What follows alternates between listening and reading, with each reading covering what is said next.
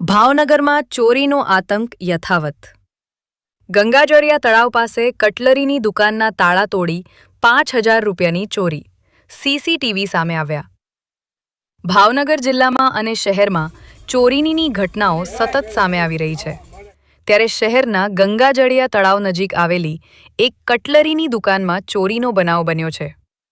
અજાણ્યા શખ્સે દુકાનના તાળા તોડી અંદર પ્રવેશ કરી ગલ્લામાં રાખેલા વેપારીના અંદાજે 5,000 રૂપિયાની રોકડ રકમની ચોરી કરી ફરાર થઈ ગયો હતો। સમગ્ર ઘટના દુકાનમાં લાગેલા સીસીટીવી કેમેરામાં કેદ થઈ ગઈ છે, જેના દ્રશ્યો સામે આવ્યા છે। બનાવની જાણ થતાં આસપાસના વેપારીઓમાં ભયનો માહોલ જોવા મળ્યો હતો, કારણ કે ભરચક વિસ્તારમાં પણ ચોરીની ઘટના બનતા સુરક્ષા અંગે સવાલો ઊભા થયા છે।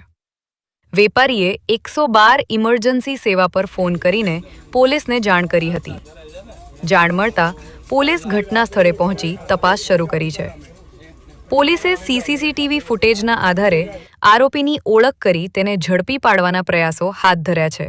અહેવાલ જાહિદ સૈયદ, રિપોર્ટ ઇમરાન સુમરા, ભાવનગર। દિનેશભાઈ, કઈ જગ્યાએ દુકાન છે, તેની ચોરી થઈ ને કઈ નામની દુકાન? મારી બાજુમાં રૂપચંદભાઈ ની દુકાન આવેલી છે। એમનો ધંધો કટલેરીનો છે। એમને ત્યાં સવારે હું વહેલા આવતા મેં જોયું કે તાળા તૂટેલી હાલતમાં હતા, એટલા માટે મેં રૂપચંદભાઈને જાણ કરી કે તમે રૂબરૂ તમારી દુકાને આવો અને જોઈ લો તમારી દુકાનમાં ચોરી થયેલ છે।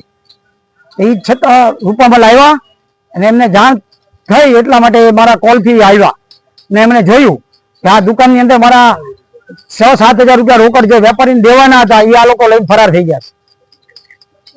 પછી અમે પોલીસને જાણ કરી, 112 માં કોલ કર્યો, 112 પોલીસ આવી અને એને પંચનામું લખ્યું અને હવે અમે ફરિયાદ લખાવવા જઈએ છીએ। ઓકે, તમારું નામ? રૂપચંદભાઈ। રૂપચંદભાઈ, કઈ જગ્યાએ દુકાન છે, શેની દુકાન? તળાવમાં છે, કટલરીની દુકાન છે।